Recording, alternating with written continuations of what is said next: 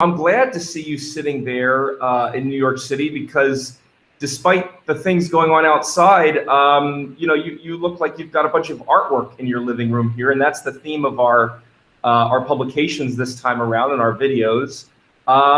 Is that helping to kind of keep your spirits up? It is. Art, I think, is soothing. Even though I'm looking out my window right now and I can see the Metropolitan Museum of Art and the MoMA is just down a few blocks that way. Okay. Obviously, they've all been closed, and we haven't seen a museum in quite some time, and it probably will be a very long time before we can get back into museums. But amazingly, a lot of these museums have these virtual tours and virtual exhibits that you look at on your computer, on your television. I've tried to show my kids, a few of them to sort of continue the art education, as it were, through quarantine. Excellent. Well, what do you think about the connection between art and science when it comes to ophthalmology? Do you think there is a connection that surgeons can benefit from? I would say yes. And in fact, when you think about, ophthalmology is a visual field in more ways than one. Of course, there's the obvious, and then, but what we do, and it's very different, I would say, from some other subspecialties. Diagnoses are largely based on what we see. We're looking at an eye under high magnification, and it's visual in both ways. The patient sees better, and we make our diagnosis based on what we see. And I think that a lot of my colleagues, certainly I am, but a lot of my colleagues are artists, and it might not be visual arts necessarily. A lot of ophthalmologists are musicians, painters, and various other forms of art. I think we tend to be just very sort of visually stimulated people, and we are. I'm distracted talking to you because I'm looking at that painting on your wall, and I'm kind of looking at that and sort of taking it in and getting all the details, and your jacket too.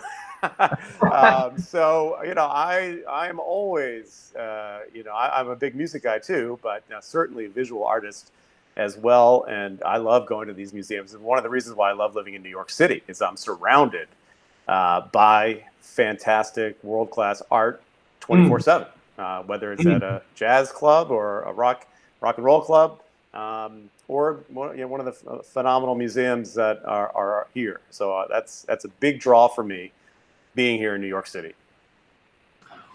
Well, turning things back to ophthalmology, we're in this strange era right now, and I wonder if there, is almost a lost art to certain techniques, were it not for ophthalmologists to continue focusing on those techniques, like at the ASCRS virtual meeting. Well, I think being out of the ORs for as long as we have, you do worry a little bit about losing some skill in virtually even the most mundane surgeries that we may do.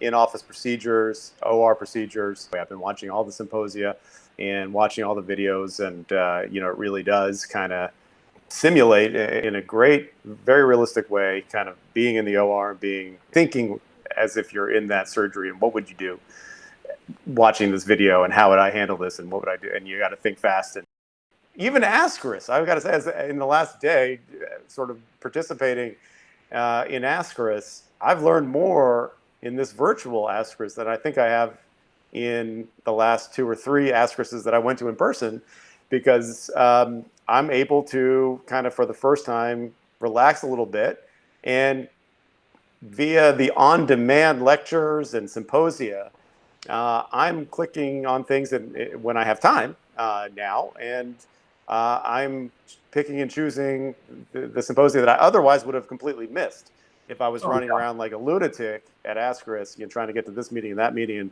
this talk and that talk. And it's always so hectic in person that to kind of have this platform of virtual symposia and talks, I'm going through the list and picking. Well, I'd be remiss if I weren't asking you about the situation on the ground there in New York, also as it relates to your field. Yeah. Can you tell me what is going on, and what are you and other ophthalmologists doing during this time in light of all that's happening? Yeah, well, the good news in New York is that certainly we're well beyond the peak. The peak is over, Okay. but there are still very much active new cases each day. People are still unfortunately dying each day, not just in New York, but everywhere in the world. But the numbers are coming down, so that's a good thing. I think Hmm. the quarantine has certainly helped in that effort. We are all a little bit apprehensive about kind of reopening and getting things going again because of that fear of the second wave, another spike.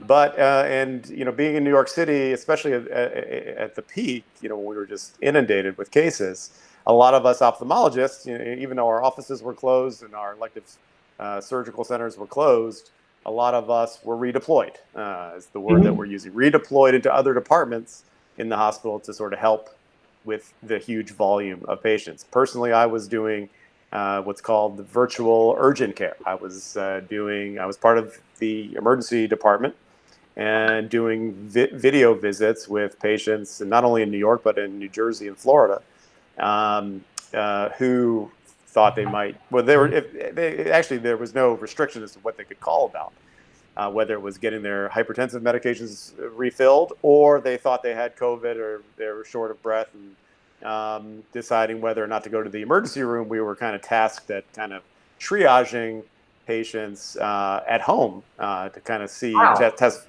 yeah, vital signs and respiratory rates, and So you're just like a kind of first getting, responder from home, basically.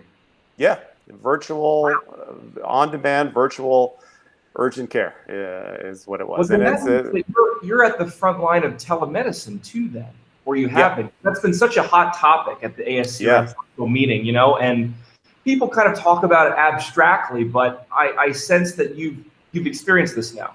With ophthalmology, it's a little harder because the eye is so small, and as we were saying.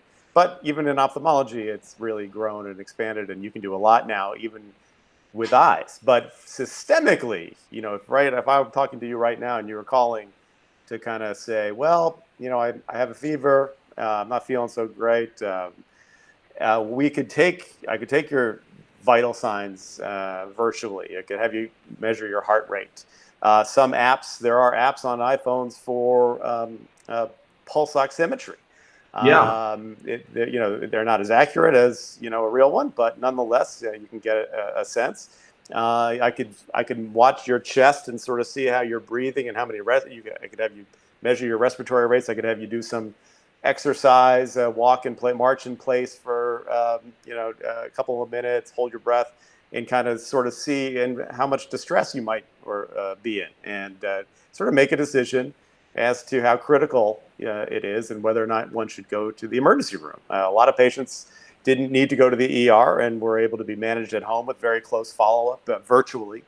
Hmm. And then a lot of other people really did need to go to the ER. And so there are whole algorithms that we would get each day kind of based on the quantitative analysis of the vital signs, the respiratory rate, the heart rate, the ability to tolerate light exercise and things like that. And we would make these decisions as to whether or not they should go to their local emergency room.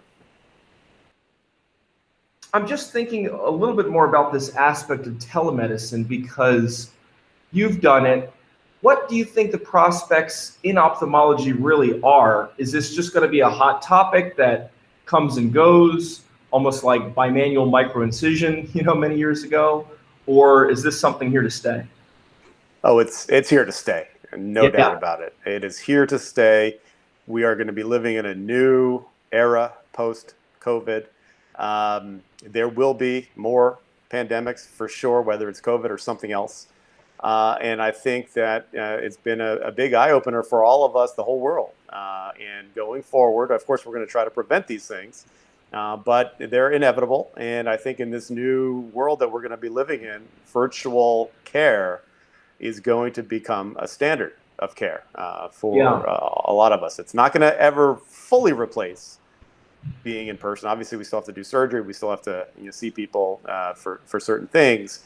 But we're going to be doing a whole lot of virtual visits, and it's going to get better and better and better as technology improves, and as we start, innovating in the area. It's really kind of exciting, especially as a tech person like I tend to be. I find it to be very intriguing, very fascinating, and I certainly hope to help innovate to some degree in this field going forward.